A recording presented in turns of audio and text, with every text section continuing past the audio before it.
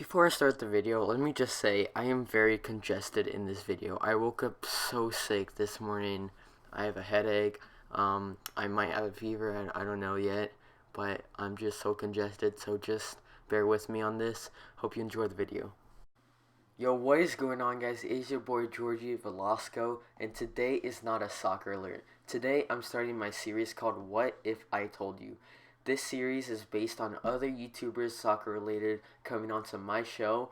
I give them 3 questions to answer. They give their opinion on it, and then I give my opinion on it. So today our guest is Mbonehd. I'll leave his link in the description down below. Please go sub to him. He's a great YouTuber, puts in a lot of work and effort into his videos.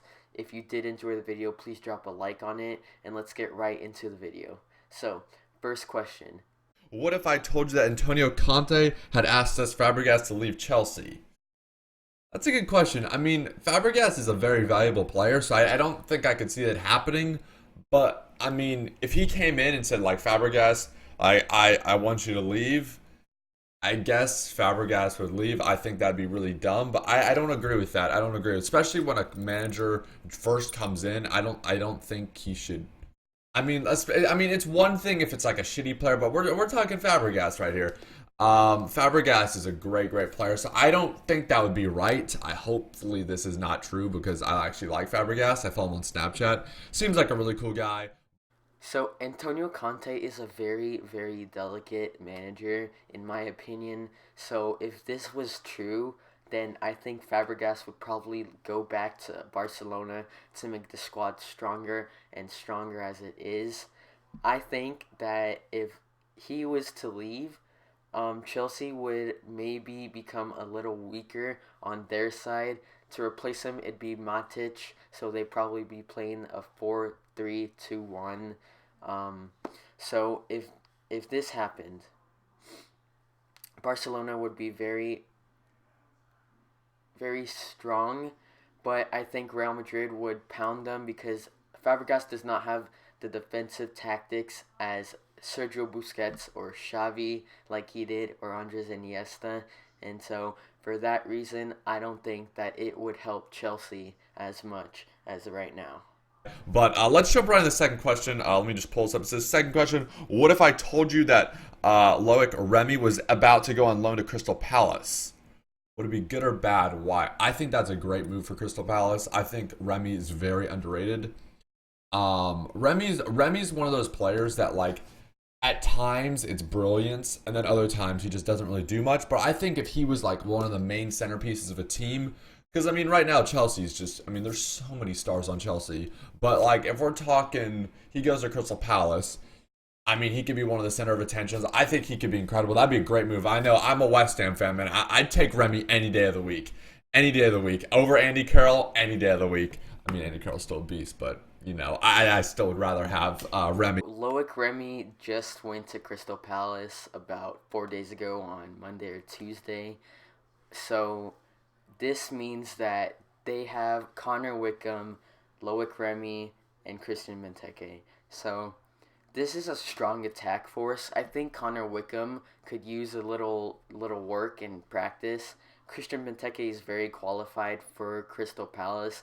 Maybe he's too good for them. I don't think it was the right move for him to go to Crystal Palace, because 3 strikers is a lot, and you can't start 3 strikers unless you're playing a formation like a 3-4-3 or a 4-3-3, something around that. But let's talk Loic Remy. And Loic Remy is a very interesting player. He only started 6 out of 41 games for Chelsea last season, and in my opinion, I don't think he played very well for France in the Euros. He didn't even start in the games. It was Griezmann and Benzema.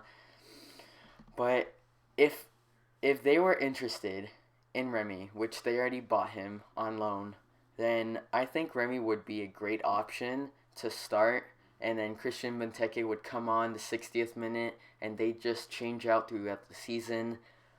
Yeah, Loic Remy all around is a great player, but I think he would use a lot of work, and he could improve on a lot of things, as in his shooting and his communication across the field. What if I told you that Blaise Matuidi was about to go to Juventus? Good or bad?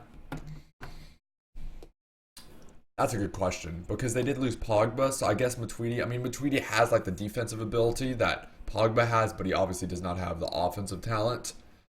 I think that would be a good move for Juventus. I don't think it's gonna fill Pogba's gap, but I don't know why PSG would do. I mean, PSG.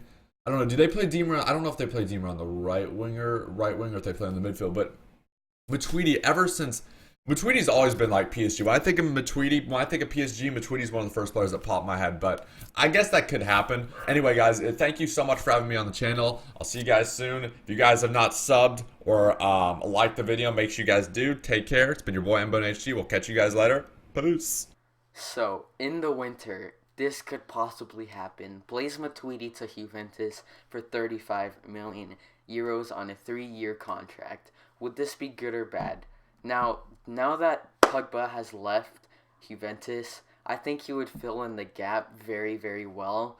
But there are other midfielders, as in Pjanic, that could possibly start if Matuidi goes to Juventus.